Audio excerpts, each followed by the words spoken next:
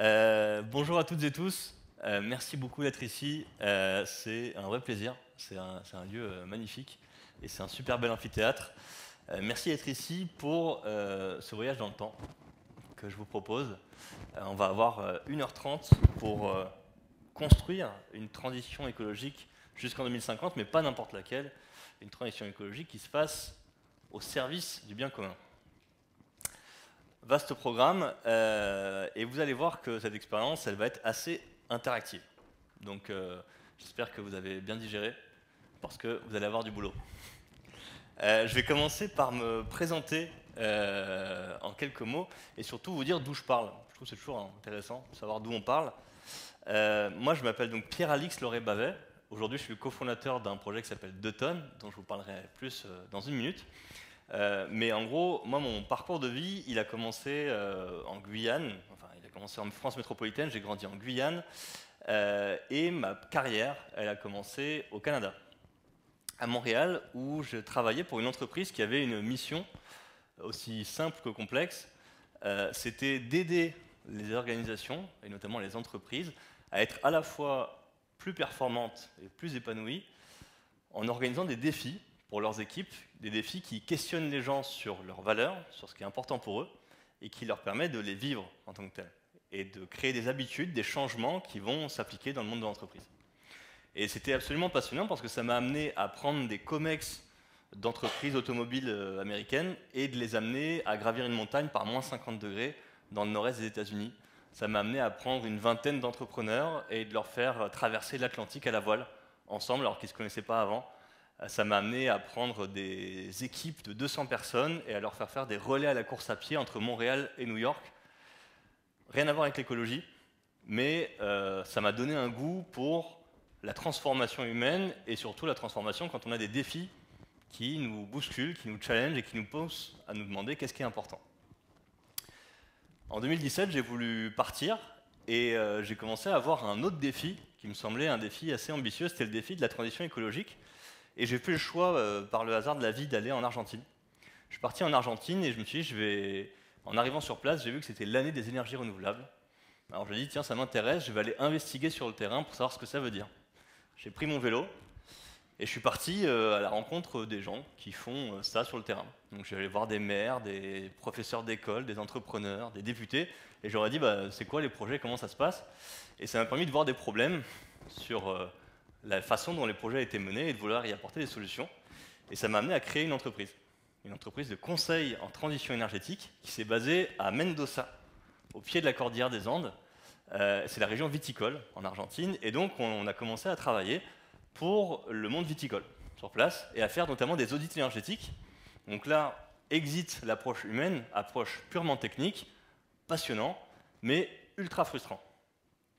Pourquoi? Parce que tu fais des rapports, tu passes 8 mois à faire ton rapport, et à la fin du rapport, tu leur dis, alors déjà, si des fois vous évitez de faire la clim, le chauffage et la fenêtre ouverte en même temps, c'est cool, et les gens ne le font pas. Les rapports ne sont pas lus, et ils ne sont pas appliqués. Et là, j'ai eu une frustration très profonde, et ça m'a questionné à me dire, est-ce que je ne dois pas revenir à mes premières amours, c'est-à-dire l'humain et la transformation humaine, et la volonté de s'engager sur un défi. Et je me suis dit, qu'est-ce qu'on peut faire pour ça? La pédagogie. Et donc, je me suis réintéressé à la pédagogie à ce moment-là. J'ai découvert la fresque du climat. Quand je suis rentré en Europe, je me suis engagé avec la fresque du climat. Et quelques mois après, j'ai cofondé 2 tonnes avec l'autre cofondateur qui s'appelle François.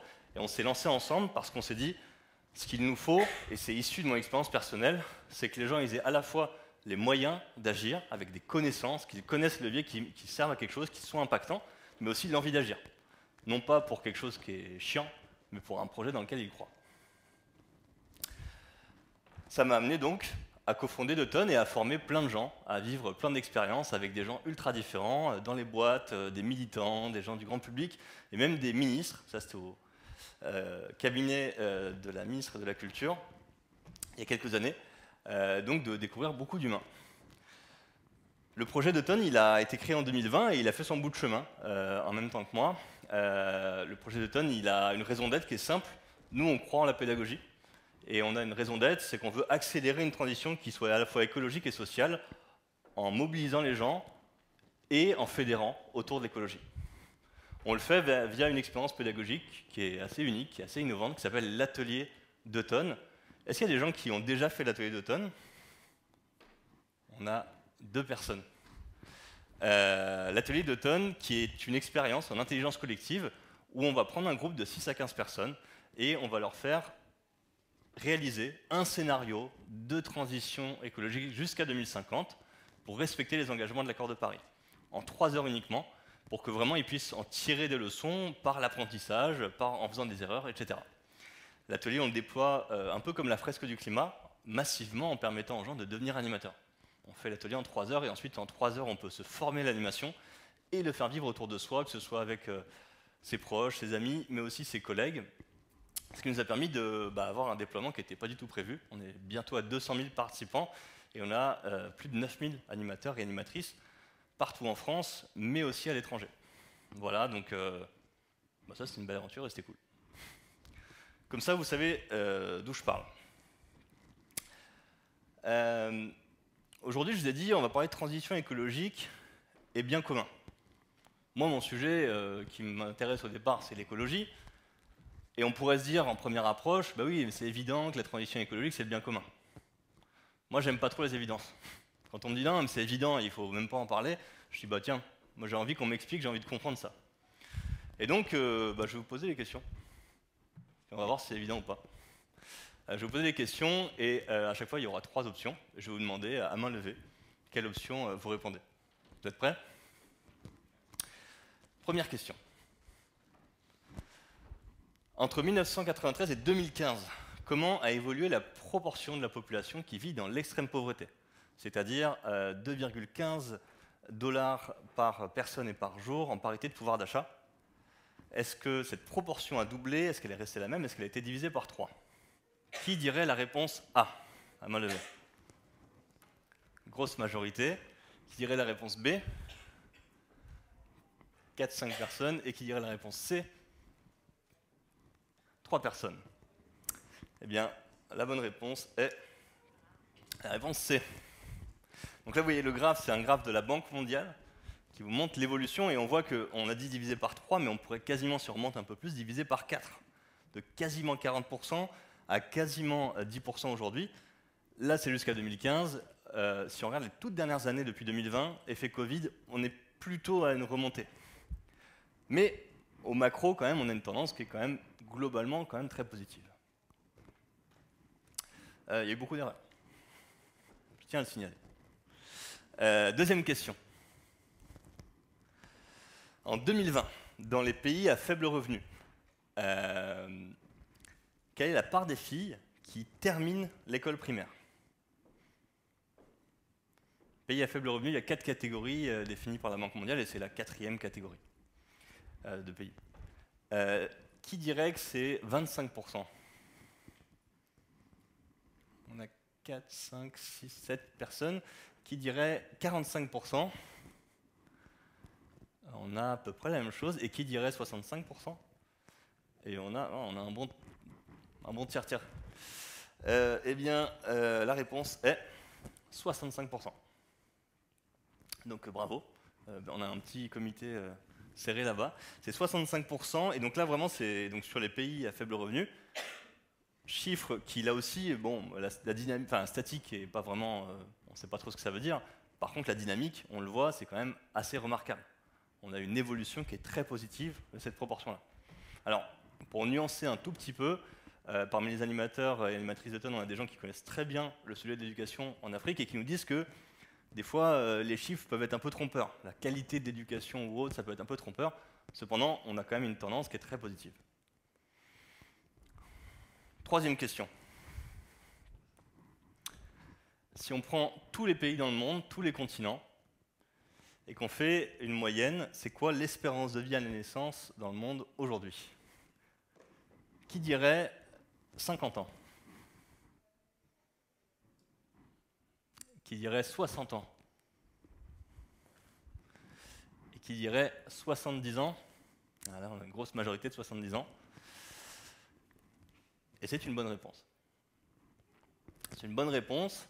Et là encore, bon, 70 ans, ça ne nous dit pas grand-chose. Par contre, la dynamique elle nous apprend beaucoup plus de choses.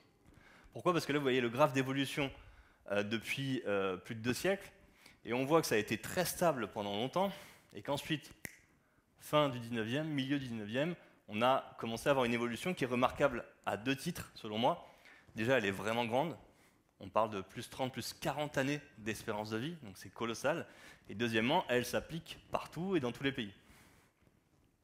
Pas à la même vitesse, pas exactement ensemble, mais les continents, tous les continents ont cette hausse de l'espérance de vie. Là, on a vu 3 statistiques.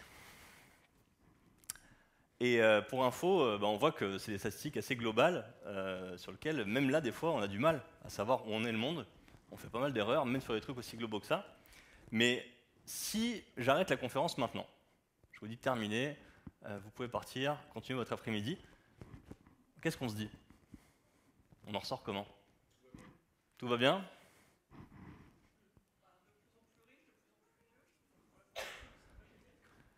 De plus en plus riche, de plus en plus vieux, c'est pas génial, oui, on peut le voir comme ça.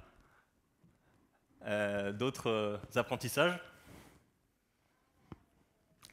Effectivement, moi je suis d'accord avec vous, monsieur, on pourrait dire tout va bien. On pourrait dire tout va bien, on a des gens qui vivent moins pauvres, mieux éduqués, et qui vivent plus longtemps. Comme dirait ma grand-mère, c'est mieux qu'une claque dans la gueule. C'est quand même très positif. Et d'aucuns pourraient dire, en fait, quand je vous ai dit le bien commun, c'est quoi le bien commun? Peut-être que c'est ça, en fait. C'est que les gens, ils vivent mieux, en fait, tout simplement, et plus longtemps. Donc on pourrait se dire, c'est super, on a réussi à faire en sorte que l'humanité aille mieux. Et après, on peut se demander pourquoi. Et là, on peut regarder le dernier graphe. Qu'est-ce qui s'est passé au milieu du 19e qui a un peu changé la donne en termes d'espérance de vie? Le charbon, la révolution industrielle, l'accès à des nouvelles sources d'énergie, les énergies fossiles, le pétrole, le gaz, qui nous ont permis pas seulement de gagner des points de PIB à gauche à droite, qui ont permis de construire des routes, des hôpitaux, des écoles, qui ont eu un impact concret sur la vie des gens. Et ça a faire des médicaments, et ça permet d'augmenter la durée de vie de façon magistrale. Donc, si on dit ça, on peut se dire, premièrement, l'humanité va mieux. Deuxièmement, bravo aux acteurs économiques. Donc bravo aux entreprises, aux innovateurs, bravo à vous et à nous, parce que je pense qu'on en fait partie. C'est trop cool. Pourquoi on changerait si ça marche? Pourquoi on parle de transition? Pourquoi on parle de changement à faire? Vous me sentez venir, parce que tout ça a un coût. Tout ça a un coût, certes, ça amène des bénéfices, mais c'est un des coûts écologiques qu'on découvre, sur lesquels on progresse, et la science progresse, nous permet d'en rendre compte, qui sont multiples. Le changement climatique, merci Lucie, le changement climatique en est un, je pense que vous le connaissez bien, à la fois dans ses causes, c'est-à-dire justement les émissions de gaz à effet de serre dues notamment à la combustion des énergies fossiles, mais aussi dans ses conséquences qui sont gravissimes pour l'être humain aujourd'hui, mais encore plus demain. L'érosion de la biodiversité, qui est un autre coût écologique ultra important qui aura des conséquences et qui en a déjà sur le vivant et aussi sur l'être humain. Et puis la raréfaction des ressources. Il y a beaucoup de ressources qui sont déjà en tension et qui pourraient être plus du tout disponibles pour nous dans le futur. Et donc là, on commence à voir un peu le point de tension quand on parle de transition écologique. C'est quoi le point de tension? C'est quoi le défi? Le défi, c'est qu'on a 2 enjeux en fait à respecter. Si on regarde à droite ici, on dit oui, il y a ce qu'on appelle des frontières planétaires. On dit aussi des limites. Il y en a plusieurs, il n'y en a pas qu'une, il n'y a pas que le climat. Il y a plusieurs limites qui en fait représentent des équilibres terrestres que nous mettons en danger avec nos activités actuellement, par ces externalités. Et qui, si nous continuons, peuvent nous mettre vraiment en danger de façon irréversible. Et en parallèle, on a aussi des enjeux sociaux. On ne veut pas tout sacrifier, on ne veut pas perdre tous ces bénéfices sociaux qu'on a eus sur l'autel de l'écologie. On a envie aussi de garantir un minimum pour que les gens puissent vivre bien, dignement, de façon heureuse et avec de la justice. On a donc 2 enjeux à respecter. Comment on fait pour modéliser ça? Il y a quelqu'un qui a trouvé une solution, qui s'appelle Kate Raworth. Vous connaissez Kate Raworth, la théorie du donut? Et dans ce cas, je vais faire vite. Kate Raworth, elle a dit, tiens, il y a plein de limites. Ok, c'est un plafond environnemental. Il y a aussi des choses en dessous desquelles on ne peut pas aller. C'est un plancher social, ça refait un donut, et bingo, on sait un peu de quoi on parle quand on parle de transition écologique. Et ça, c'est important pour moi, parce que sinon, on ne sait pas vraiment de quoi on parle. Donc là, on peut le dire, nous, c'est notre définition. La transition écologique, c'est un ensemble de transformations dans les modes de pensée, les modes de production, les modes d'organisation, les modes de consommation, qui permettent de rentrer dans cette zone verte du donut, qui permettent d'accéder à cet espace qui est à la fois sûr, durablement, et juste pour l'humanité. Donc là, on a une définition, et c'est cool parce qu'on peut l'appliquer à différentes entités. On peut l'appliquer à des modes de vie, on peut l'appliquer à une entreprise. C'est quoi la transition écologique de mon entreprise? Peut-être que c'est de rentrer dans ce donut-là à notre échelle.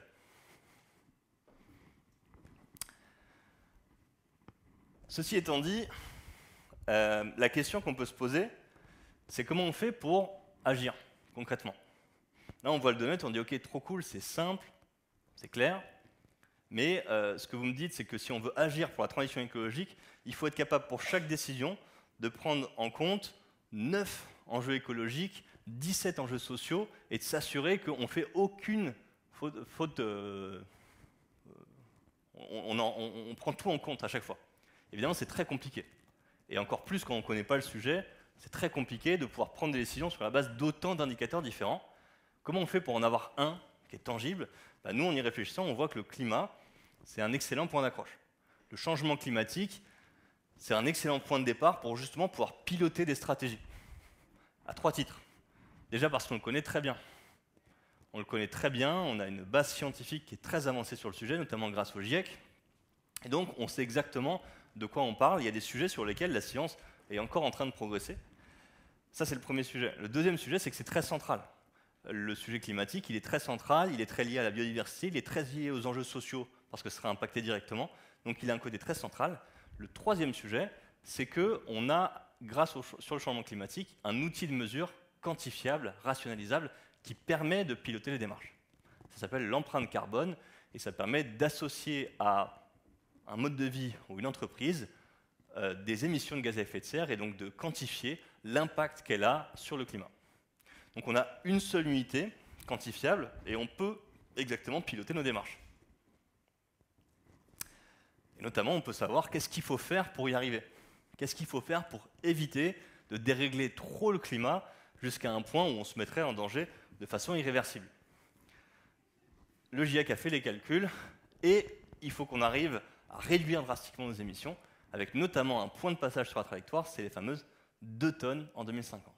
2 tonnes d'émissions de gaz à effet de serre par an et par personne en 2050. Ça c'est cool, on connaît l'objectif, on connaît le cap. Si on veut tenir les engagements de l'accord de Paris, il faut qu'on arrive à 2 tonnes en 2050, mais on ne sait pas exactement d'où on part. Est-ce que vous sauriez dire aujourd'hui l'empreinte carbone moyenne en France? 9,5, 10 tonnes. Est-ce que vous sauriez dire l'empreinte carbone moyenne dans le monde? Ah, c'est le niveau 2 là. 6, 3, 5, 8, 5. Eh bien, voici la réponse. Donc effectivement, pour les Français, en moyenne, on est de l'ordre de 10 tonnes. 9,6, 9,4, ça dépend des calculateurs, mais grosso modo, on a l'ordre de grandeur. Et dans le monde, on est à 7,2 en moyenne. Donc là aussi, quand on dit la France est un bon élève en termes de carbone, ça dépend avec qui on se compare. Dans le monde, on est encore au-dessus de la moyenne. Oui. Est-ce que ça tient compte du fait qu'il y ait une énergie nucléaire? Absolument. Donc l'empreinte carbone tient compte de l'ensemble des émissions, que ce soit les émissions qui sont émises localement, mais aussi des émissions importées. Donc on a vraiment une approche consommateur final, mode de vie. Donc si j'achète une voiture qui a été produite en Chine, on va attribuer les émissions de sa fabrication à moi parce que je suis le consommateur final. A l'inverse, les Chinois, quand on prend l'approche empreinte carbone, on va extraire les exportations de la Chine parce que ce n'est pas lié à leur mode de vie en tant que tel. Voilà, donc là on a une représentation, on connaît c'est quoi le défi de la transition écologique. Il faut qu'on passe de 10 tonnes à 2 tonnes en 26 ans, et idéalement en respectant les enjeux du donut, en faisant tout le nécessaire pour que ce ne soit pas juste un monofocus. Et ça nous donne des moyens d'action. Pourquoi? Parce que quand on sait quantifier les choses, on peut prioriser. Donc dans les 10 tonnes, on voit la répartition, on sait la mesurer. Ça, c'est l'empreinte carbone par poste liée au mode de vie en moyenne en France. Donc on peut vraiment représenter un mode de vie. Il y a les transports, c'est un quart. L'alimentation, c'est un quart avec notamment la viande. L'énergie, pour le logement, etc. Les biens de consommation et les services. Avec notamment une case en violet foncé qu'on appelle les communs. Est-ce que vous sauriez dire ce qu'on met dans les communs? Les services publics. Et la question, c'est comment on les calcule, les communs, parce que là, on est sur une approche individuelle. On divise sur la population. Effectivement, c'est dur de savoir qui de Lucie ou moi utilise le plus l'armée française. Sauf si tu as un char d'assaut dans le jardin. Mais en général, il y a des choses c'est dur de les distinguer par personne, donc on va prendre l'ensemble des émissions liées au service public, éducation nationale, santé, etc., et on va les ramener à l'individu. Donc là, on a la représentation de toutes les émissions liées à un mode de vie, et à quoi ça sert, ça? Ça permet de prioriser. De dire, je sais que si là j'ai là-dessus, là je peux avoir un gros effet de levier, alors que là-dessus, je peux investir énormément, même si je réduis beaucoup, ce sera beaucoup de peu, donc je n'aurai pas d'effet de levier. Donc on peut là-dessus, on a tous les moyens avec ça, de piloter une stratégie ambitieuse pour rentrer dans le donut. Il n'y a plus qu'à. Il n'y a plus qu'à. On va tenir la promesse. Je vous ai dit qu'on allait jusque dans le futur. Et on va le faire. Et c'est vous qui allez le faire. C'est vous qui allez le faire. Je vous lance un défi, une mission. C'est d'atteindre ces fameuses 2 tonnes. De les atteindre non pas individuellement, mais de les atteindre pour la population, en moyenne, en France, et de les atteindre d'ici à 2050. Est-ce que vous acceptez le défi? Excellent. Pour ça, vous allez avoir des moyens et des règles. Des règles, c'est que voilà, j'ai fait une simulation. Alors, en toute transparence, je vous l'ai dit, l'atelier 2 tonnes, c'est une expérience qui permet de faire un voyage jusqu'à 2050. Là, en fait, ce que j'ai fait, comme c'est pas un atelier et que c'est une conférence, c'est plus court, j'ai bricolé l'atelier et puis je l'ai tripoté un peu dans tous les sens pour en tirer différentes options, un peu comme ça schématiques, que vous allez pouvoir choisir. Donc ça veut dire que vous n'aurez pas une grande gamme de choix, parce que tous les choix, il faudrait faire le vrai atelier 2 tonnes, et vous allez devoir faire des arbitrages. À chaque fois, vous aurez 2 options, le choix entre 2 options, vous devrez choisir l'une ou l'autre. Et le choix sera imposé, c'est-à-dire que vous ne pourrez pas choisir les deux, et vous ne pourrez pas choisir la quantification. C'est moi qui vais proposer que si on investit là-dessus, ce sera telle quantification, on ne pourra pas dire je voudrais un peu plus ou un peu moins. Je suis très strict. Et enfin, on va quand même imaginer quelque chose pour qu'on voit bien les résultats, c'est que la mise en place se fera rapidement. Dans la vraie vie, je ne sais pas s'il y a des gens qui travaillent dans l'industrie, par exemple, dans la salle, il y a des actions où on ne peut pas juste claquer les doigts pour que ça se mette en place. Là, on va imaginer que ça se fait quand même rapidement, pour qu'on vraiment puisse comprendre les leviers et leur impact. Ça vous va? C'est clair? Voilà pour ça, vous allez aussi avoir un mode de gouvernance. On va devenir une sorte de convention, mais pas que citoyenne. On va devenir, à partir de maintenant, il y a une nouvelle constitution qui est votée, et on va être une convention où on représente à la fois l'État, à la fois les entreprises et à la fois les citoyens, et cette convention, elle est absolument souveraine pour prendre des décisions. Avec quelques règles, donc ce sera un système de vote, chacun aura une voix uniquement, vous aurez des temps de débat, à chaque fois avec vos voisins respectifs, vous pourrez débattre et échanger sur laquelle des options vous semble la plus pertinente, et à la fin, vous voterez à main levée, et c'est moi, avec mon œil très sage et scientifique, qui vais déterminer quelle est la majorité qui se dégage. Est-ce que les règles démocratiques sont claires? Est-ce que vous acceptez cette nouvelle constitution? Parfait. Absolument, c'est ça. Et chacun et chacune est absolument souverain dans son vote. Et la violence n'est pas recommandée. C'est important de le préciser dans les temps qui courent. Et c'est parti. Nous sommes en 2024 et on a un premier choix qui s'offre à nous. On parle de dépendance au pétrole, on parle de tensions au niveau international. Plus que jamais, on va devoir investir pour réformer les transports et tâcher de limiter leur empreinte carbone. Les transports, on l'a vu, c'est un quart de l'empreinte carbone de la France. Pour ça, on a 2 options. on a un budget de plusieurs milliards d'euros, mais ces options, c'est qu'on va devoir définir qui va payer ce budget-là et sur quelle technologie. L'option 1, c'est qu'on va s'assurer que les industriels et le secteur privé investissent massivement pour accélérer la décarbonation du transport individuel. Autrement dit, on abandonne le thermique encore plus tôt, les véhicules thermiques. On passe à l'électrique, mais pas que. On aura aussi des véhicules au gaz et on aura aussi des véhicules légers, véhicules très légers. Et on le fait très très vite pour que ça se mette en place. Option 2, c'est l'État qui va payer, qui va s'engager et qui va faire des investissements massifs dans les transports en commun, dans les infrastructures ferroviaires, pour s'assurer que les gens prennent beaucoup plus le train pour les déplacements, qu'il y ait une substitution entre voiture et train, et deuxièmement, qu'on l'utilise aussi pour le fret ferroviaire. Il y a deux options. On ne sait pas laquelle aura le plus d'impact en termes de carbone, laquelle est la plus pertinente. C'est à vous de le déterminer, et je vous laisse 2 minutes pour réfléchir avec vos voisins.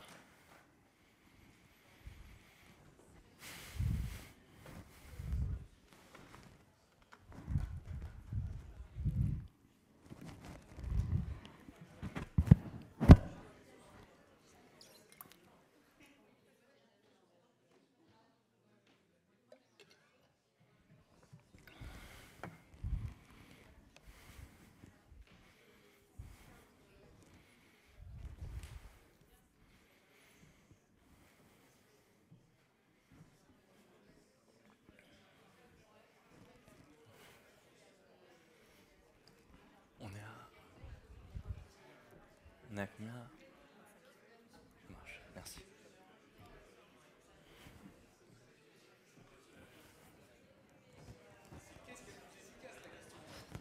C'est qu'est-ce que vous voulez pour la France? Alors ça peut être un critère d'efficacité, mais ça peut être un critère... là on parle de donuts, hein, donc il y a le social, il y a tout qui est inclus. On a un objectif qui est les 2 tonnes, mais par contre c'est à vous de voir, c'est peut-être pas le seul enjeu.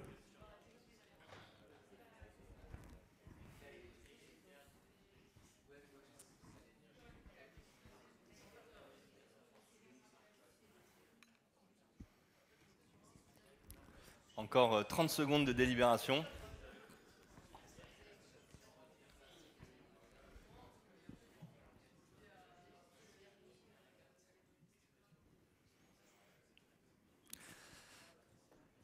Eh bien, chère convention, la délibération est terminée. Nous allons procéder au vote. Chacun et chacune va pouvoir voter à main levée. Je vais demander aux personnes qui choisissent l'option 1 de lever la main maintenant. Nous avons 3. Alors, soit il y a une très grande abstention, soit le score va se dégager facilement. Merci. Et l'option 2. Bon, là, on a une grande clarté. Très bien, la convention a voté, nous allons mettre en place l'option 2, mais on va quand même regarder ce que ça aurait donné l'option 1. On est curieux quand même. L'option 1, si on avait mis en place cette mesure et qu'elle s'était mise en place comme ça, voilà ce qui se serait passé. Voici notre tableau de bord, où on peut suivre la courbe de l'empreinte carbone moyenne de la population et l'évolution de l'empreinte par poste.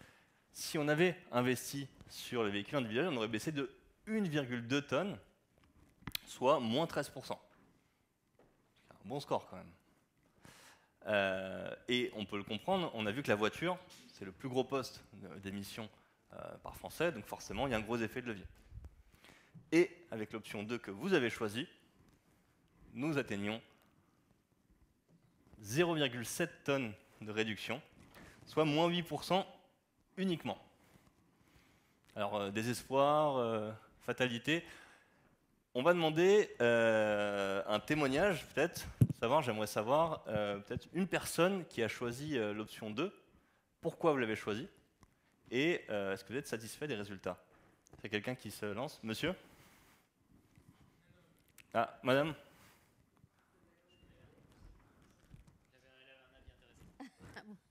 Merci. Oui, j'ai choisi l'option 2 car pour moi, ça touchait plus de monde et c'était une action plutôt collective, donc qui touchait tout le monde qui évitait les bouchons aussi, parce que du coup, Ouais. si les personnes se déplaçaient en transport en commun. Et puis d'autre part, parce qu'aujourd'hui, je ne suis toujours pas convaincue de l'électrique au regard de ce que ça implique, la fabrication et le recyclage de l'électrique. Donc c'est pour ça que j'ai choisi option 2. Très clair, merci. Est-ce qu'on a un partisan ou une partisane de l'option 1, électrique, qui souhaiterait prendre la parole? On en avait 4. Non, pas d'avocat pour l'électrique. Je crois qu'il y avait madame qui voulait réagir aussi.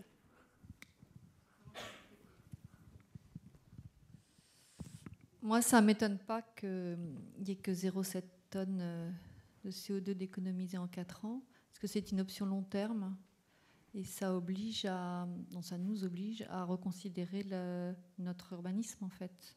Ouais. Le fait que c'est tout voiture, donc ça ne va pas être tout de suite. Oui, c'est un excellent point. Et c'est vrai que là, vous l'avez mentionné, monsieur, il y a un choix carbone, mais il y a aussi un choix de société, en fait. En fait, là, il y a plusieurs choix. Je vous ai dit qui doit payer. Est-ce que c'est le privé? Est-ce que c'est le public? Donc là, il y a des choix, déjà. Qui va être le premier à agir? Il y a le choix de la technologie, et il y a le choix derrière du modèle de société qu'on bâtit. Donc le véhicule électrique, en France, il émet moins que le véhicule thermique. Parce qu'on a une énergie électrique qui est en grande partie décarbonée. Donc, si on l'utilise suffisamment, c'est assez vite rentable au niveau carbone. Donc oui, c'est un effet de levier qui est important. Mais le train, vous l'avez dit, il n'y a pas que du carbone derrière. Et là-dessus, c'est des choix qui sont en fait des choix de société. Moi, cette semaine, je parlais avec Alain Krakowicz, qui est le directeur de TGV Intercité. Et lui, il milite pour le train de fonction. Il dit, on marche sur la tête en France parce qu'on subventionne la voiture de fonction. Donc on subventionne les entreprises pour qu'elles offrent à leurs salariés un mode de déplacement qui est ultra carboné, alors que nous, on a du train, on pourrait faire le train de fonction avec les mêmes avantages fiscaux, et là, on aurait quelque chose qui serait vraiment bénéfique pour tout le monde. Donc là, on voit que c'est qui paye, qui fait le premier pas, qui permet qu'une technologie ou une autre puisse se déployer. Et comme vous l'avez dit, madame, comment on séquence les choses? On ne pourra pas, là, je vous oblige à deux choix très caricaturaux. En vérité, on aura sûrement besoin des deux. Comment on s'assure qu'on trouve la bonne formule et qu'on accompagne les gens dans cette transition-là? 2028, premier choix effectué, on a commencé à lancer la dynamique. On arrive en 2028 et on a un autre choix à faire. On a un autre choix à faire parce que là, on a parlé transport, on a parlé mode de vie, mais on est là quand même en tant que professionnels, on est un peu concerné par nos entreprises, qu'est-ce qu'elles vont devenir. D'ailleurs, je serais curieux de savoir, peut-être à main levée, qui travaille en entreprise? Tout le monde, j'imagine. Grande entreprise? ETI? Et PME? Et entreprise industrielle? Ou secteur industriel? Une seule personne. Très bien. On a une photographie des forces en présence. Il faut qu'on réfléchisse à notre modèle économique pour la suite. Et là encore, on va avoir deux choix stratégiques. Choix 1, on dit il faut qu'on réduise notre dépendance à l'étranger, il faut qu'on produise localement, on va relocaliser l'industrie. On va continuer un travail qui est déjà en cours et on va le faire pas n'importe comment. Donc on va relocaliser, mais en parallèle, on va investir massivement pour optimiser l'énergie dans l'industrie, pour que ce soit ultra efficace et qu'on ait très peu de pertes. Et en plus, on va faire en sorte que ces nouvelles industries, elles utilisent au maximum l'économie circulaire. Qu'elles utilisent au maximum le réemploi de matériaux et de ressources, notamment pour qu'on soit moins gourmand et qu'on émette moins. Ça, c'est un premier choix. Deuxième choix, on dit, nous, quand même, une de nos forces, c'est quand même le service, c'est quand même le tertiaire. On est un pays tertiarisé, on va jouer là-dessus. On va jouer là-dessus, mais là aussi, on va l'optimiser le tertiaire, c'est-à-dire qu'on va notamment rénover massivement tous les bâtiments tertiaires, ce qui représente énormément de bâtiments en France, parce qu'il y a le privé et le public, toutes les installations publiques, toutes les mairies, toutes les écoles, etc. On va rénover massivement pour qu'il y ait beaucoup moins de pertes énergétiques. Et en parallèle, on aura quand même besoin de biens de consommation. Alors si on ne les produit pas sur place, ça veut dire que d'autres vont les produire. Pourquoi ne pas les aider?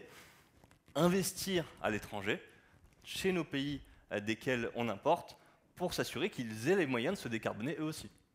Qu'eux aussi puissent fermer des centrales à charbon et ouvrir des centrales nucléaires, par exemple. Et là, on peut trouver un modèle qui marche. Il y a deux options, c'est à vous de choisir. Je vous laisse un temps de délibération entre voisins.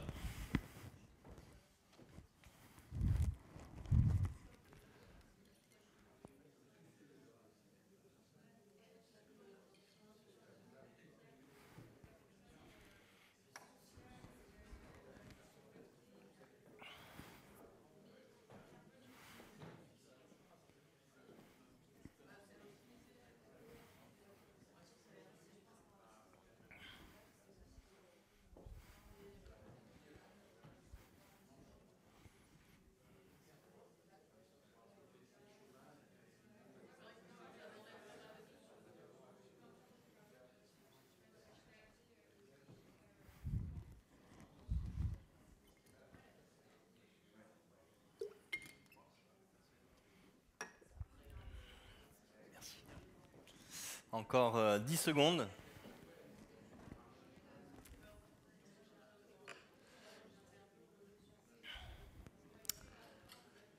Et fin des délibérations de la Convention. Ils sont impossibles. Ah, il faut trancher. Choisir, c'est renoncer. Et ça va être le moment de renoncer à l'une des options. Je vais vous demander de voter tout de suite. Chers membres de la Convention, qui choisit l'option 1? Ah, là encore, on a quelque chose de très clair. Qui choisit l'option 2? Quand même, mais les options l'emportent. L'option l'emporte. Donc on va relocaliser l'industrie et l'optimiser. Et là, j'aimerais bien les témoignages avant de voir les résultats. J'aimerais bien qu'une personne qui a choisi l'option 2, peut-être pour commencer, puisse exprimer pourquoi son choix s'est porté là-dessus. Moi, je me suis trompé, en fait, c'est l'option 2. Eh ben, vous voulez expliquer pourquoi? On peut passer un micro à monsieur? Moi, c'est assez clair. J'ai peur de la casse sociale sur l'option 2. Mettre toute l'industrie ailleurs, c'est quand même assez tendu, vu tout ce qu'on a vécu avant. Et il y a peut-être plus à gagner en termes de carbone à essayer de construire des biens près de chez nous. Intéressant.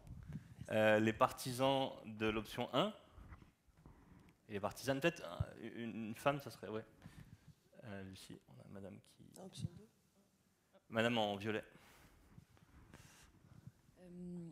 Nous, on est reparti un peu sur la question de bien commun. Et donc, le bien commun va beaucoup plus large que le carbone, notamment sur la création d'emplois, la redynamisation de certaines régions, et donc potentiellement répondre à des enjeux de déserts médicaux, déserts du service public, parce que création de richesses sur les territoires.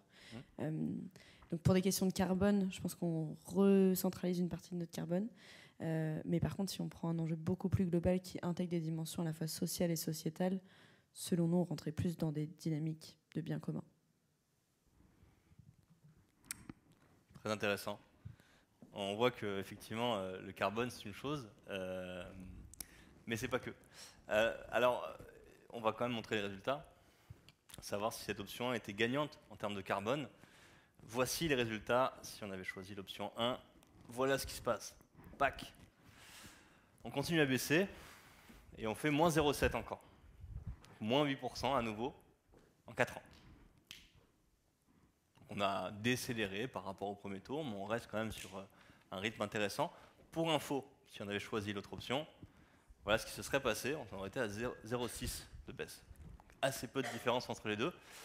Peut-être un mot là-dessus. En fait, l'industrie, il n'y en a pas tant que ça en France. Il y en a eu à une époque. Mais ce qui est intéressant, c'est qu'en France, on a quand même plutôt intérêt à relocaliser pour des raisons écologiques. C'est-à-dire que premièrement, en France, on a une énergie électrique qui est grandement décarbonée par rapport à d'autres pays qui utilisent du charbon. Donc on a un effet de levier là-dessus. Mais deuxièmement, en France, on est très très fort en ingénierie. On est capable d'optimiser des process. Donc d'aucuns disent, en fait, l'usine du monde, ça devrait être des pays comme la France, qui ont des process si optimisés, qui ont une énergie décarbonée. Donc là-dessus, il y a une pertinence, et encore plus si on fait de l'économie circulaire, où on peut limiter notre dépendance à des ressources et des matières premières qui viennent de très très loin. Donc il y a un effet de levier, mais on le voit que l'autre option, elle était quand même très gagnante en termes de carbone, pas loin, parce que le tertiaire, c'est beaucoup de consommation d'énergie. Et là encore, c'est pas que, quand on dit le tertiaire, c'est pas que du carbone. Parce que c'est aussi des questions de précarité énergétique, c'est aussi des questions de qualité de vie. Aller à l'école quand il fait 15 degrés dans la salle, on apprend en général un peu moins bien. Donc on a des gros bénéfices, et évidemment, là on est entre investisseurs, on peut dire ouais mais je peux investir à l'international pour d'autres produits dont je sais que j'aurai encore besoin parce que c'est comme ça, et à la limite tant mieux qu'il y ait des échanges, on pourrait assumer ça, et c'est cool parce que peut-être que je vais aider des pays à se développer, peut-être que je vais aider des pays à justement créer des infrastructures qui soient durables et qui permettent un développement social aussi. Donc là les deux choix sont assez intéressants dans la façon dont je les ai formulés. On est donc en 2032, et on a bien baissé, mais comme vous le voyez, on est quand même très très loin des 2 tonnes encore. Et on a décéléré un peu. Et ça devient un souci. Ça devient un souci parce qu'on arrive en 2032 et que là, on a un problème, c'est qu'on manque d'eau. Et c'est pas nous, c'est le monde. Il y a une crise mondiale de l'eau, on a émis beaucoup de carbone là entre 2024 et 2032, ça a continué à réchauffer le climat et ça a créé de plus en plus de sécheresse en Inde, en Afrique, et ça devient un gros problème, et l'ONU réagit. Elle réagit, elle propose un ultimatum. Le Conseil de sécurité de l'ONU dit, à partir de maintenant, il faut que les pays s'engagent sérieusement, de façon ambitieuse, sinon on mettra des sanctions diplomatiques et économiques. Si on ne respecte pas les nouvelles règles, on devient les parias du monde. Il y a deux critères qu'elle nous donne, l'ONU. Premièrement, il faut qu'on montre des gages qu'on s'est engagé sur une trajectoire qui est ambitieuse et qui est soutenable jusqu'à 2050. On ne veut pas un pétard mouillé, on ne veut pas un feu de paille. Et deuxièmement, elle veut du résultat quand même à court terme. Elle veut que tous les pays dans le monde soient passés en dessous de 5 tonnes, quel que soit leur point de départ, avant 2035. Donc là, il y a le feu au lac, il faut agir vite. Comment on va faire? Heureusement, vous n'êtes pas seul.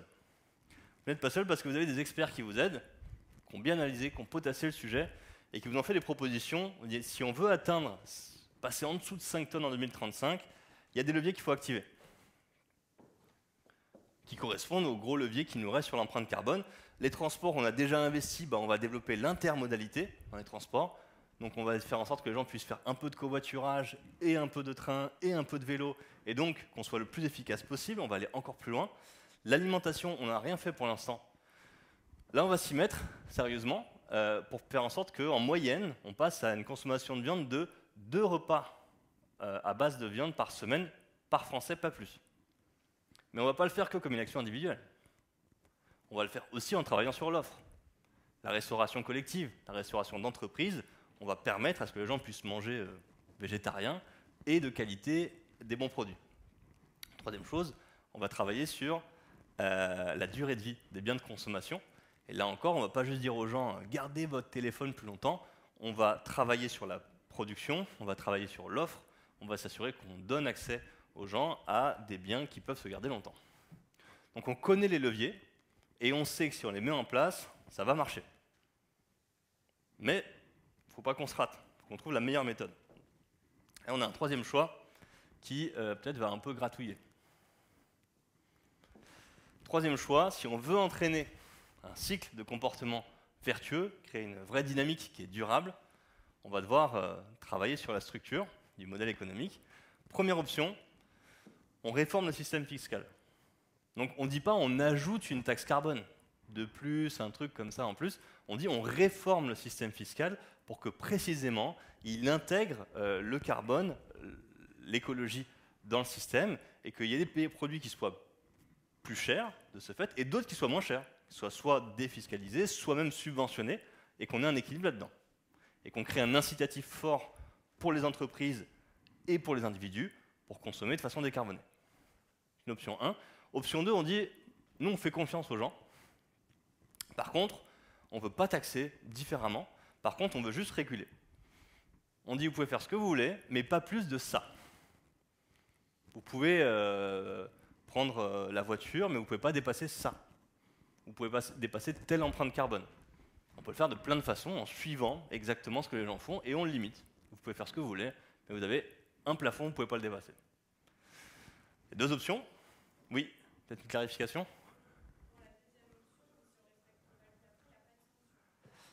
Si, on ne peut pas dépasser le plafond.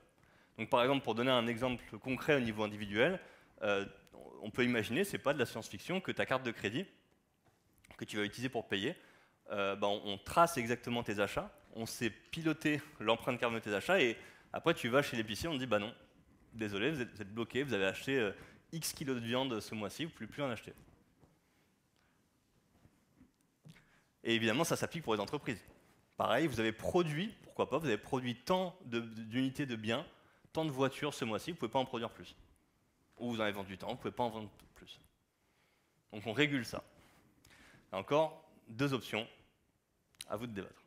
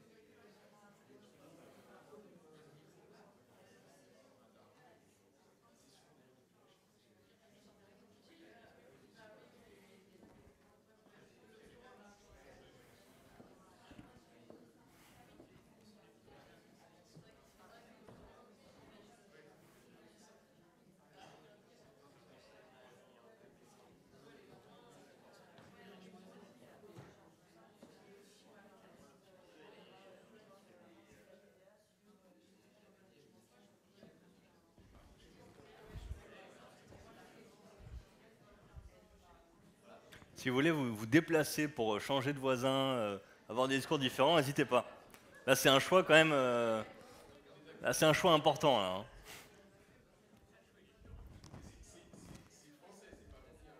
C'est français.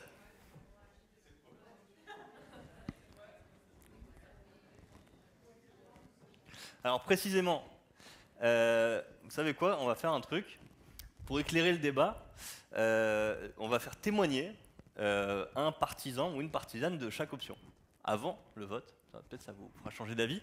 Est-ce qu'il y a quelqu'un qui est partisan, qui pense voter pour l'option 1, qui voudrait peut-être essayer de convaincre les autres en 30 secondes, une minute, de pourquoi c'est une bonne option? Ah, monsieur en haut.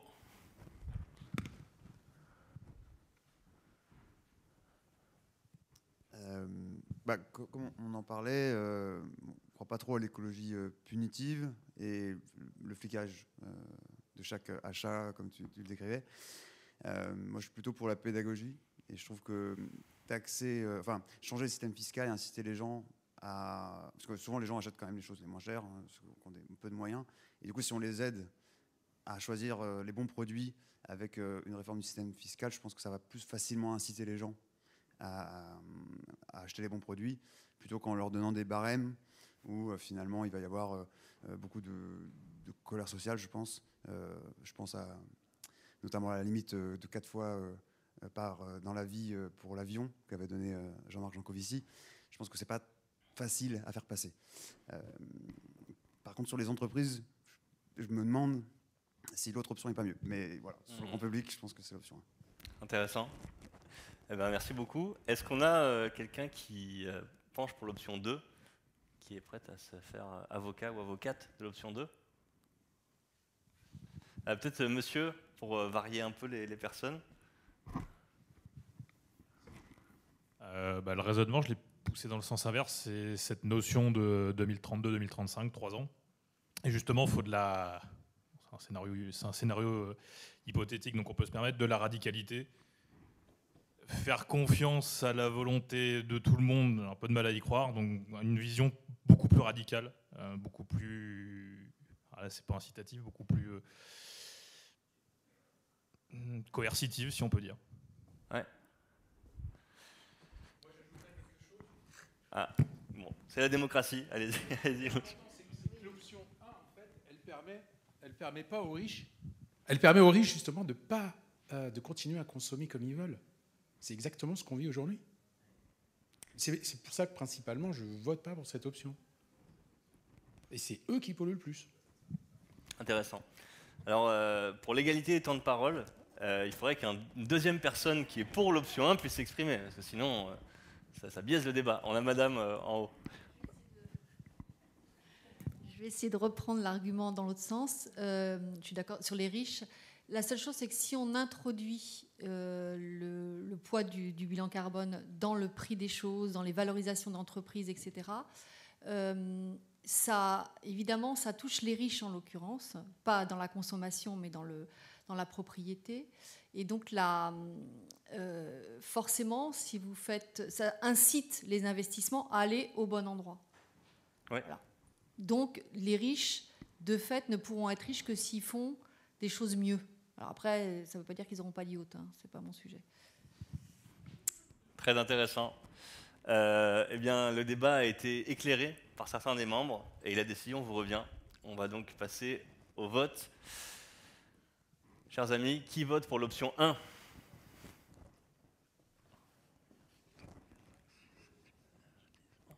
Je compte 11 votes. Et qui vote pour l'option 2?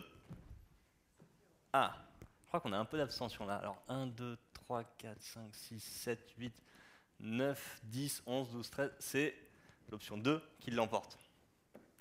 L'option 2 qui l'emporte. Et là, on voit, pour le coup, quand on dit que c'est pas que du carbone, là, on voit que c'est vraiment pas que du carbone. Donc là, c'est deux moyens d'agir qui sont des façons de faire, qui peuvent être, que d'aucuns vont dire sont justes ou équitables, ou est-ce qu'on parle d'égalité ou d'équité? Donc là, il y a vraiment des visions qui s'expriment. Et puis, comme quelqu'un l'a dit, il y a le côté coercitif. Est-ce qu'on est prêt à sacrifier certaines libertés fondamentales? Est-ce qu'on fait confiance dans le marché? Là, c'est des vrais choix qui sont à la fois des choix économiques, des choix de modèle de société et des choix de valeur, en fait, au final. Est-ce que ça a marché? En tout cas, grâce à cette option, vous avez pu activer les propositions du Haut Conseil et voici le résultat que vous obtenez. Donc vous passez le cut, puisqu'on arrive à 4,88, donc il fallait qu'on soit en dessous de 5 pour éviter les sanctions. On évite les sanctions économiques, on évite les sanctions diplomatiques, et on est en 2035, mais en théorie, on a créé les bases pour aller plus loin. L'option 2, oui. En fait, dans le scénario, je vous ai dit, on va arriver aux mêmes actions. La seule question, c'est comment on fait. Donc là, les deux options auraient permis d'arriver au même niveau, mais on ne crée pas la même société derrière. Donc, le but, c'est de générer le débat, et je dirais que ça a été plutôt efficace. Donc, on a baissé, c'est très bien, on n'a pas de sanctions, mais on n'est quand même pas aux 2 tonnes. Là, on est en 2035, on n'est pas aux 2 tonnes, il nous resterait encore quasiment 3 tonnes à baisser si on voulait y arriver. Mais malheureusement, pour aujourd'hui, on ne peut pas aller plus loin. On a investi pour la suite, et je vais mettre fin à la simulation. Si vous voulez faire la simulation complète, il faudra faire l'atelier 2 tonnes au complet, mais ça n'empêche pas qu'on peut déjà en tirer quelques enseignements. Fait qu'on va revenir à la réalité, et on va voir sur ces déjà un peu moins de 15 ans d'action qu'on a fait ensemble, qu'est-ce qu'on a appris. Alors moi déjà j'ai appris une chose, c'est qu'on peut encore faire preuve de démocratie sans se taper dessus et en s'écoutant. Voilà, donc ça c'est... et donc ça c'est plutôt une bonne nouvelle et un bon apprentissage, qui est très réel pour le coup. Donc retour à la réalité, mais on va apprendre d'autres choses quand même. Qu'est-ce qu'on a appris? Déjà on a appris que des fois j'étais un peu borderline quand même. Sur les règles que je vous donnais, j'ai pas été très fair-play. Je vous ai pas donné les moyens d'atteindre les objectifs. Je vous ai dit il faut qu'on arrive à 2 tonnes en 2050, et là je vous coupe l'herbe sous le pied, mais pas que. Là je vous l'ai dit, le temps on le prend en compte de façon très biaisée. On imagine que les actions elles se mettent en place comme ça, dans la vraie vie c'est pas comme ça que ça se passe. Deuxièmement, je vous donne des choix ultra stricts et ultra caricaturaux et imposés. Et en plus je vous oblige à choisir. Alors vous pourriez dire, on veut faire un peu de l'un et un peu de l'autre. On n'est pas obligé de choisir soit l'un soit l'autre. Moi, je vous ai obligé à faire ça. En plus, je vous donne des financements limités. Donc je vous dis, vous ne pouvez pas faire les deux. Vous devez absolument choisir. C'est quand même pas très cool de ma part. En plus, je vous mets en position de décideur, mais j'évoque pas, est-ce qu'il y a des changements d'action individuels, est-ce qu'il s'est passé d'autres choses. Là, on n'est que sur un focus décideurs nationaux. Et puis, on n'est pas allé jusqu'à 2050. Et c'est grave que je vous ai donné ces règles-là. Pourquoi ? Parce que je ne vous ai vraiment pas donné les moyens de tenir les objectifs. Pourquoi? Si on regarde ce graphique-là, qui est donc la trajectoire imaginée par le GIEC pour atteindre les 2 tonnes en 2050, ce qu'il faut comprendre, c'est que la clé, ce n'est pas à combien on arrive, c'est quelle trajectoire on a. Pourquoi? Parce qu'il y a la notion de budget carbone. C'est qu'en fait, la question n'est pas à combien j'arrive en 2050, c'est combien j'ai émis entre aujourd'hui et 2050. C'est la fameuse R sous la courbe, chère aux plus mathématiciens d'entre vous, c'est combien j'ai émis au total sous la courbe, et si je dis que je baisse 0 et qu'en 2049, d'un coup je passe à 2 tonnes, j'ai déjà perdu la partie. Donc il faut pouvoir aller beaucoup plus vite au début pour baisser le plus vite possible, et ensuite garder la maîtrise, travailler sur les quick wins, et ensuite garder la maîtrise des dernières optimisations qu'il faut faire. Et là, moi, je vous ai fait un scénario très linéaire, où on faisait des actions comme ça, les unes après les autres, secteur par secteur. Je vous ai un peu trahi. Voilà. Toutes mes excuses. Mais on a quand même appris 2-3 trucs dans cette expérience. Une autre chose qu'on a appris, c'est qu'on peut et qu'on doit agir avec ambition si on veut réussir. Là, on a quand même fait des choix assez costauds, assez forts. On n'a pas du tout atteint les objectifs, et donc ça nous montre 2-3 trucs. Premièrement, ça nous montre qu'il faut travailler sur tous les secteurs d'activité. Il n'y a pas d'action miracle. Il n'y a pas de « ah non, mais si on déploie tel truc, telle technologie, c'est bon, c'est gagné ». Non. On a besoin de tous les secteurs. Il n'y a pas un secteur qui est épargné. Quand on entend « ah bah nous, on est le monde culturel, on est le monde de la santé, on est ainsi de suite », nous, on est plus important que ça, on n'est pas concerné. Bah si, il faut que tous les secteurs soient impliqués, sans exception. Deuxième élément, il faut agir pour tous les acteurs. C'est pas est-ce que c'est l'individu, est-ce que c'est l'entreprise, est-ce que c'est l'État, non, c'est tout le monde. Si on se dit qui doit payer, qui doit faire le premier pas, en fait, non, tout le monde doit mettre des actions à tous les niveaux. Et troisièmement, il faut agir sur tous les leviers. Là, ce qu'on a fait, c'est qu'on a travaillé sur des leviers technologiques. Mais on a aussi travaillé sur des leviers de sobriété. On a travaillé sur des leviers d'efficacité, sur des leviers de décarbonation de l'énergie. Là encore, c'est pas soit je fais l'un, soit je fais l'autre. Je fais une combinaison de tout ça et je choisis la meilleure. Et ça, on sait que ça marche, si on arrive à le faire, et c'est pas moi qui le dis. Je suis peut-être pas très crédible. Par contre, il y a des gens qui sont crédibles. Il y a la planification écologique de l'État, qui intègre beaucoup de leviers qui sont très très proches de ceux qu'on a mis en place. Le Shift Project, l'ADEME, tout ça, c'est des scénarios desquels on a pris les leviers que vous avez mis en place. Donc la simulation qu'on a faite, elle n'est pas si irréaliste que ça. C'est des leviers qui existent et qui vont très probablement, sous une forme ou sous une autre, être mis en place dans les prochaines années. Qu'est-ce qu'on a appris d'autre? Un truc important. Là, on parle de carbone. Et on l'a vu au début, et ce qui est important, c'est le donut. Pour l'instant, je vous ai dit juste de suivre une courbe de carbone. C'est quand même pas très sexy, et si c'est ça l'objectif unique qu'on a, on va avoir du mal à ce que les gens nous suivent. Mais on pourrait essayer de relire ce qu'on a fait sans parler de carbone. En 2035, avec toutes les actions que vous avez mises en place, qu'est-ce qui s'est passé en France? On va regarder ça. Déjà, on a préservé les espaces naturels. On l'a préservé en France, mais aussi à l'étranger. Notamment quand on réduit la consommation de viande, quand on rénove au lieu de construire du neuf, on évite l'artificialisation des sols et on évite la déforestation que la consommation de viande provoque parce qu'il faut plus d'aliments à produire pour le bétail et donc ça demande plus d'espace et de la déforestation. Donc on a préservé les espaces naturels. Cool. Un co-bénéfice plutôt sympa. Deuxièmement, on a évité de la pollution. De la pollution industrielle peut-être en optimisant les process, de la pollution au niveau agricole, en travaillant sur un modèle agricole qui est plus durable. On a évité la pollution, c'est gagnant. Troisièmement, on a limité notre dépendance en certaines ressources rares et en tension. C'est pas du carbone, mais c'est quand même, on prend. Quatrièmement, de façon générale, on a largement contribué à préserver la biodiversité, parmi beaucoup des actions qu'on a faites. Je l'ai évoqué, sur l'agriculture notamment, on a fait beaucoup d'actions. On a peut-être optimisé les moyens avec tous les moyens industriels qu'on a pour qu'on ait moins d'impact, etc. On a préservé la biodiversité. Donc là, on peut dire, écologiquement, c'est pas que du climat qu'on a fait. Vous avez un beau bilan. Mais c'est pas suffisant. Vous allez me dire, si on présente ça comme bilan aux Français, notre mandat, il ne sera pas reconduit là. Parce que les Français, c'est cool l'écologie, c'est cool les abeilles, mais ils ont d'autres sujets de préoccupation, je pense. Est-ce que vous avez un bilan sur le plan social qui est satisfaisant, d'après vous?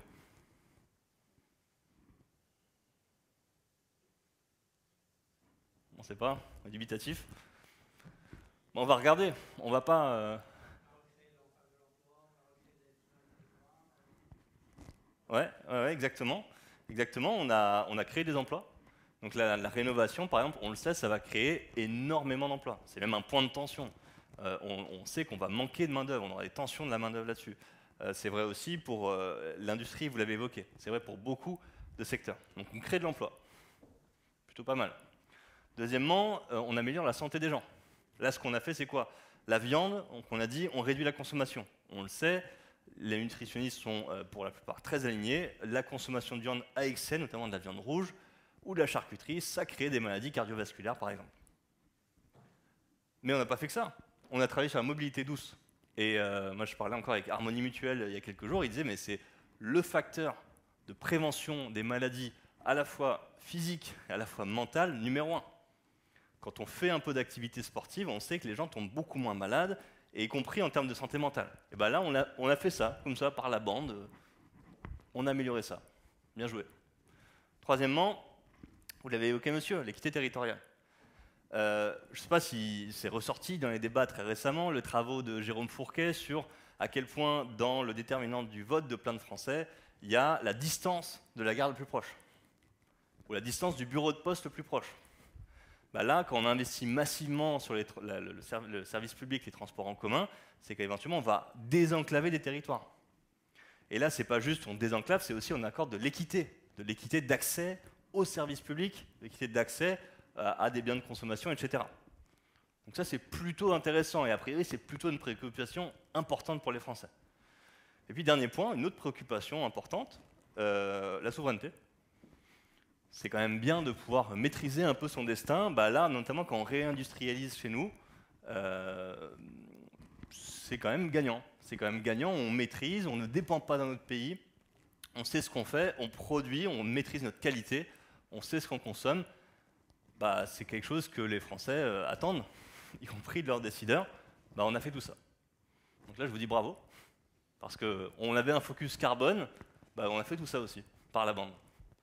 Donc ça nous montre bien que quand on parle de donuts, quand on parle du fait qu'il y a des co-bénéfices importants à des actions, et qu'on peut, via un seul objectif, tacler énormément d'enjeux en même temps, bah là, ça devient très concret.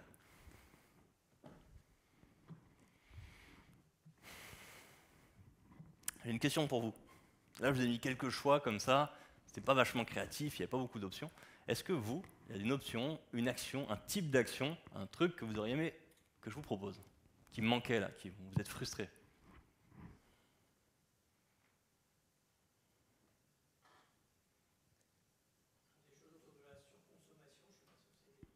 Surconsommation. Effectivement, bah on a travaillé sur les biens de consommation, la durée de vie, etc. Donc on a quand même travaillé là-dessus. Mais on pourrait faire beaucoup d'autres choses, on pourrait être plus créatif. Peut-être monsieur derrière.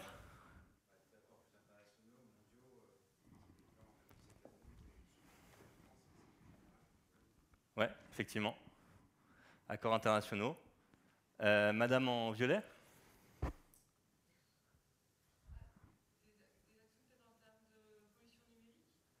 Ouais, pollution numérique. Alors le numérique, c'est pas encore une grande part de l'empreinte carbone des Français, mais effectivement, c'est un levier qu'on n'a pas exploré, qui en plus monte, et qui en plus, là aussi, il y a des enjeux de santé publique derrière, donc intéressant.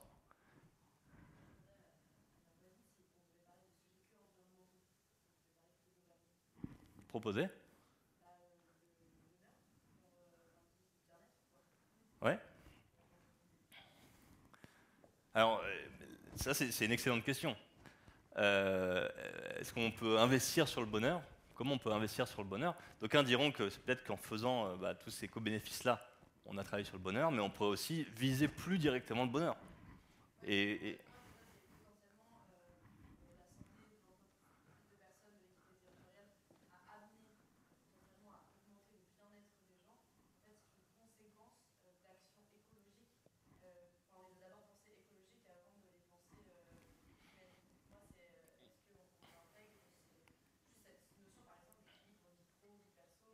absolument.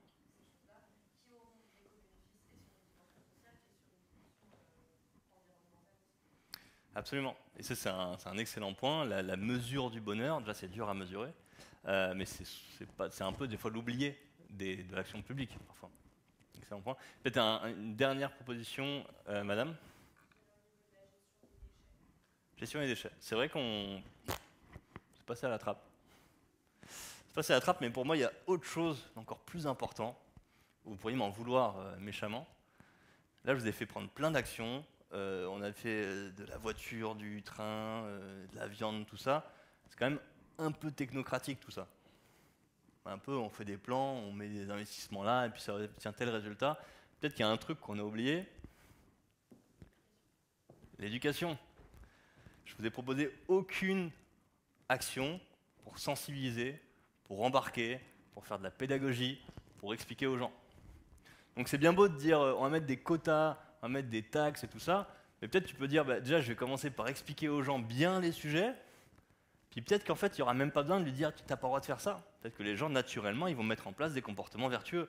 Peut-être que si je fais de la pédagogie suffisamment et de façon suffisamment ambitieuse, le fait de dire il va falloir choisir entre telle action ou telle action, les gens vont dire mais on peut faire les deux, parce qu'on est prêt à investir de l'argent en tant qu'entreprise, parce qu'on a bien compris les enjeux et que tout le monde a compris les enjeux, et du temps et des efforts en tant que citoyen. Je ne vous ai rien proposé de tel, alors qu'on sait que c'est l'un des gros sujets. Donc je pense que le triangle de l'inaction, est-ce que ça vous parle? Concept de Pierre Pertout, professeur à l'ESCP, et qui en fait c'est un peu une reformulation du dilemme du prisonnier, si vous connaissez. C'est-à-dire, Moi, je préfère attendre que ce soit l'autre en premier parce que je vais y perdre si c'est moi le premier. Et donc, on attend, on repousse la faute sur les autres et ça retarde le schmilblick, ce qui est dommage parce qu'on pourrait largement le transformer dans quelque chose qui ressemble plus à une sorte de cercle vertueux de l'action. On explique aux gens qu'on peut tous y aller et on fait en sorte que la question ne soit plus « je vais être le dernier », mais « j'ai envie de contribuer à ce mouvement collectif ». Là, je ne vous ai rien proposé de tel, et peut-être que si on avait fait ça, on aurait pu avoir un champ des possibles beaucoup plus large, où, par exemple, les notions de bonheur ont été beaucoup plus présentes, parce qu'on les aurait intégrées dans l'équation au départ.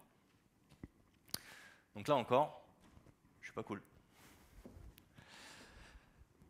Il faut embarquer tous les acteurs, et by the way, est-ce que c'est vrai qu'au niveau de la société?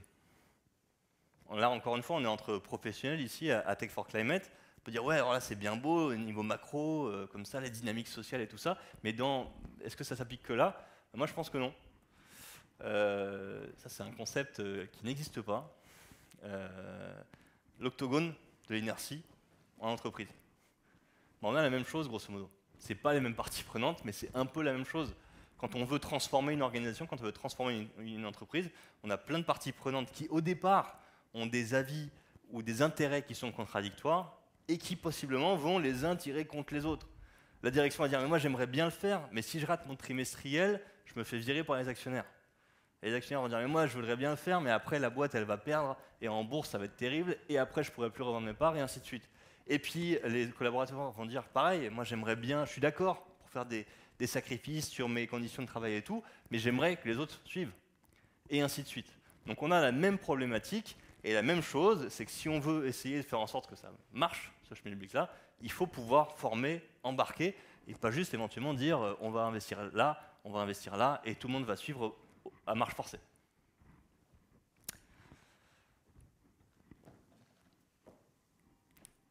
Il est quelle heure?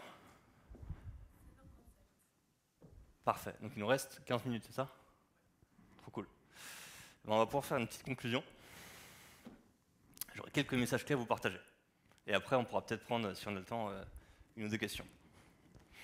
Et là, en gros, je vais essayer de me positionner dans... On est parti au départ avec une vision un peu négative de l'écologie. Je me demandais, est-ce que l'écologie, c'est le bien commun? Est-ce que c'est pas juste une contrainte de plus ou quoi?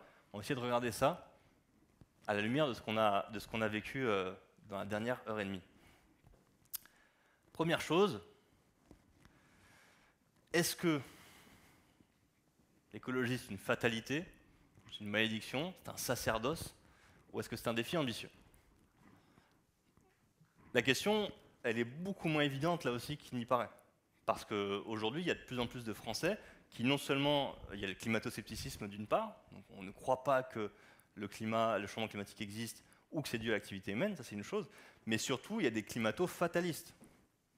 Le fatalisme prend de plus en plus de place, il y a de plus en plus de Français qui disent oui, je suis préoccupé par le sujet, 85% des Français sont préoccupés par le climat, mais de plus en plus de Français disent moi je n'y crois pas. Je ne crois pas qu'on va y arriver, je ne pense pas qu'on va relever ce défi-là, je pense qu'au niveau individuel on n'a pas de levier et que je n'ai aucune confiance dans l'action collective pour arriver.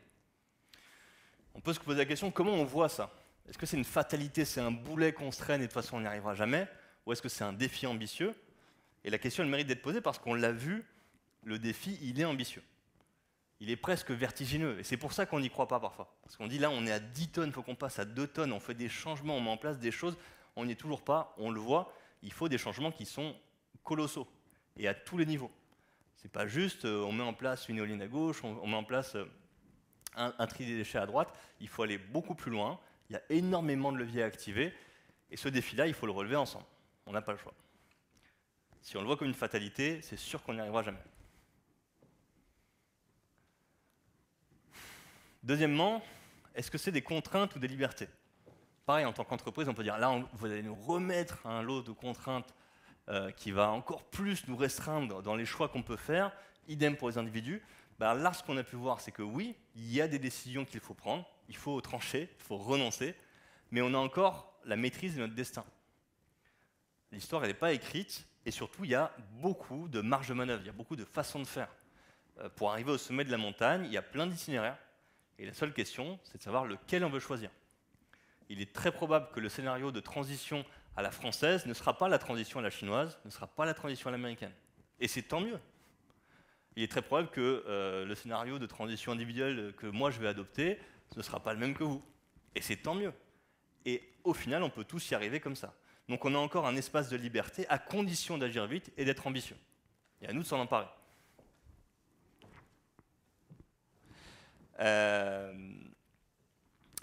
Troisième élément. Est-ce que c'est un coût ou est-ce que c'est un investissement? C'est toujours la question qu'on se pose, et notamment dans les boîtes, c'est qui va payer pour tout ça? Qui va faire l'investissement? Et c'est là où ça revient à cette question du triangle d'inaction.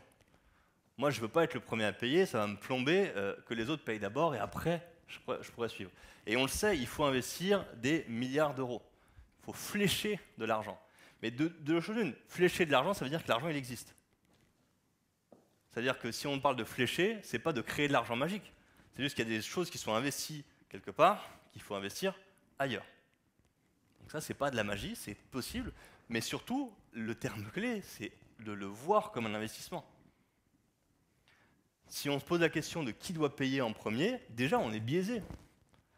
Et genre, moi, à chaque fois, je me dis, quand il y a eu la transition numérique, est-ce qu'il y a quelqu'un qui s'est demandé qui doit payer en premier? Personne. C'est l'inverse. Les gens disent, mais moi, je veux être le premier à y aller, parce que c'est ça le futur. Et pourtant, ça a détruit des emplois, mais par milliers. Ça a détruit des industries entières. Mais les gens ont dit, mais ça, c'est le futur, moi, je veux aller là-dedans, parce qu'au final, je pense que peut-être que c'est pas parfait, mais il faut y aller. Donc il n'y avait pas de question de qui doit payer. Et actuellement, si on parle d'intelligence artificielle, est-ce qu'il y a quelqu'un qui se dit « Oui, moi j'ai pas trop envie de payer pour votre truc d'intelligence artificielle ». Non, les boîtes elles se jettent dessus. Dès qu'il y a une start-up qui s'ouvre, on met des milliards dessus parce qu'on se dit c'est le futur.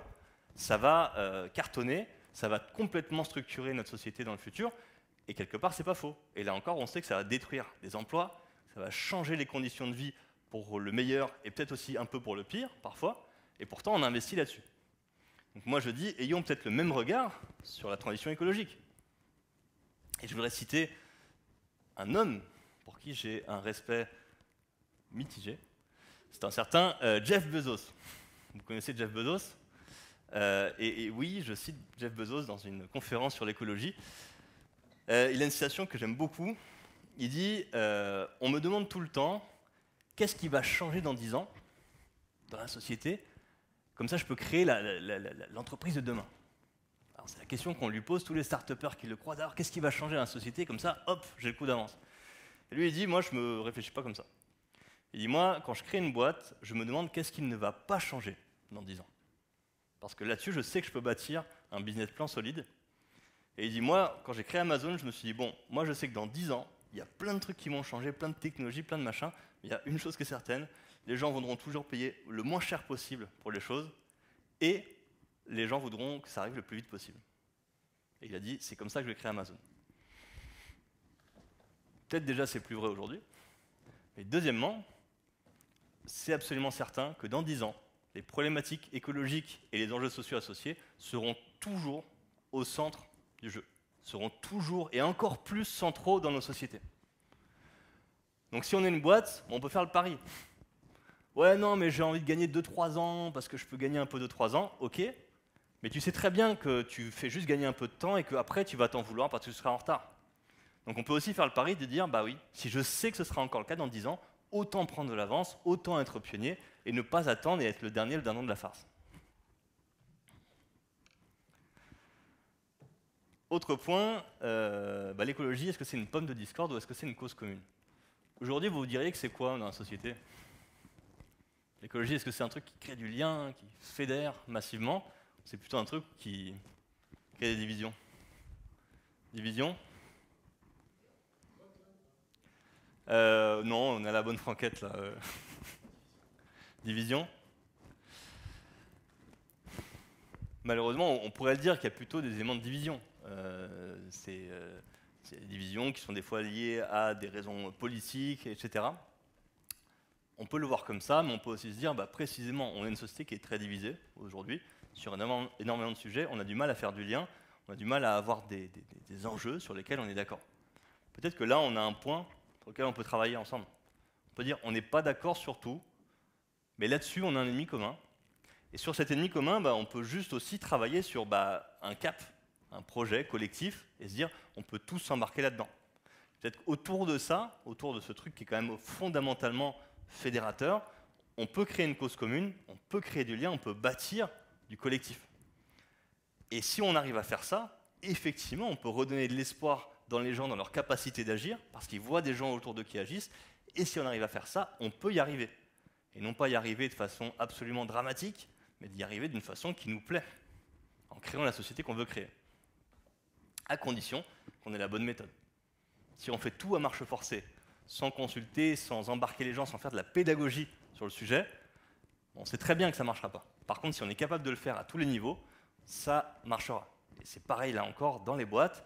Si on est capable de former, d'expliquer, de sensibiliser, de toucher les gens, de les impliquer dans les décisions, on sait très bien qu'ils seront beaucoup plus moteurs pour les mettre en œuvre.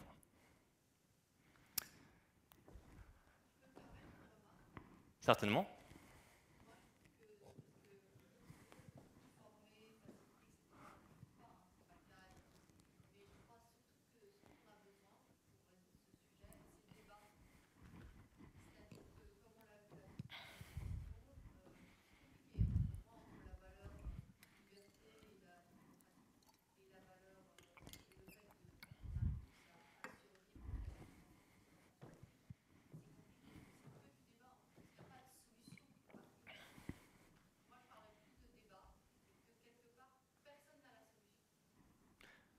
Mais, merci pour cette remarque. Moi, je suis fondamentalement d'accord. Avec une remarque, c'est que le débat doit être éclairé. Si on débat sans avoir de base sur lesquelles on est d'accord, on est perdu. Et c'est quand même un élément clé. La Convention citoyenne pour le climat, les gens ont été formés avant. On n'a pas juste dit « qu'est-ce que t'en penses, toi ?»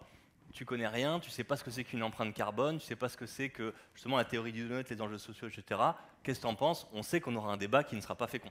C'est pour ça que là au début, j'ai fait une intro, j'ai rappelé les trucs. Peut-être qu'il y en a qui c'était évident pour certains, pour d'autres ils découvraient. Ça nous permet, quelles que soient nos opinions, notre niveau de départ, de débattre de façon saine. Et moi je suis d'accord avec vous et je fais une mini parenthèse. Là on lance aujourd'hui même une opération qui s'appelle Entrain pour le climat, où Deuton on fait des ateliers dans les trains de la SNCF. Et en gros, les gens ils montent dans le train, comme ça, comme tout le monde, et puis on va au micro et on dit, si vous voulez, venez en voiture-bar, on fait un atelier de 40 minutes. Et cette opération-là, ça fait 3 années qu'on l'a fait, et pour moi, c'est merveilleux en fait. Parce que tu fais un atelier où les gens ils viennent, et là, ils sont pas venus en train pour faire un atelier écolo, ils viennent tous, ils viennent avec des optiques différentes, et ils débattent ensemble. Dans un truc qui est un peu hors du temps, où il n'y a plus de règles sociales normales, il n'y a plus de chefs, il n'y a plus de patrons, il n'y a plus de syndicalistes, il n'y a plus de jeunes, il n'y a plus de vieux, il n'y a plus de gens qui votent pour tel parti ou pour tel parti. On est tous là et on débat. Et pour moi, c'est des moments où effectivement, on présente un peu de contenu, les gens peuvent échanger, il y a des points de désaccord, on arrive à débattre et où là, il y a une respiration, où les gens ils en ressortent et ils disent on n'est pas d'accord sur tout, mais au moins on a passé un vrai bon moment, on s'est projeté vers les solutions et on sait que la posture sur le sujet sera fondamentalement différente après, parce qu'on a pu travailler, faire tourner le cerveau, on a pu s'exposer à de la contradiction, et on a pu enrichir notre point de vue. Donc moi, je suis vraiment d'accord avec vous là-dessus. Et c'est pour ça d'ailleurs que Deuton, on ne pratique pas n'importe quelle pédagogie. On a énormément bossé sur le format pour qu'il y ait beaucoup de participation des gens, pour que les gens fassent des erreurs. On ne donne pas le résultat avant. On veut que les gens ils fassent des erreurs, et que c'est correct de faire des erreurs. C'est correct de se tromper, c'est correct de se rater, individuellement, collectivement, c'est très bien. Et c'est cool parce qu'on change d'avis, on apprend, et c'est vraiment ça, au final, qui nous permet de trouver des solutions collectives. Si on reste campé sur nos positions tout le temps et qu'on est sûr d'avoir gagné, ça ne marche pas. Je m'amène à mon dernier point. Est-ce que c'est une menace ou une opportunité?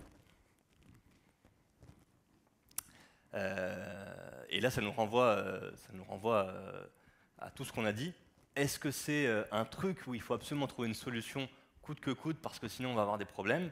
Oui, bien sûr, on s'expose à des problèmes, mais est-ce que c'est pas derrière ça l'opportunité de créer des choses qui soient meilleures, de réinventer des choses et de se concentrer sur ce qui est le plus essentiel? Vous avez parlé de bonheur tout à l'heure. Est-ce que là, avec ce défi-là, on n'a pas la capacité de faire mieux, tout simplement, avec moins bien? Je sais pas si est-ce qu'il y a des gens qui font de la randonnée ici? Vous pouvez lever la main. Est-ce que vous aimez la randonnée? Est-ce que c'est pas un peu chelou? Est-ce qu'on peut rappeler le principe de la randonnée? Donc, la randonnée, c'est je sors de chez moi et je vais dans un endroit où en général il fait soit trop froid, soit trop chaud, où j'ai des bottes qui font mal aux pieds, et où je marche et je me fais mal aux jambes, et où je dors le soir et qu'il y a une racine sous le sac de couchage, et où je mange un vieux sandwich écrasé au fond du sac, et ainsi de suite.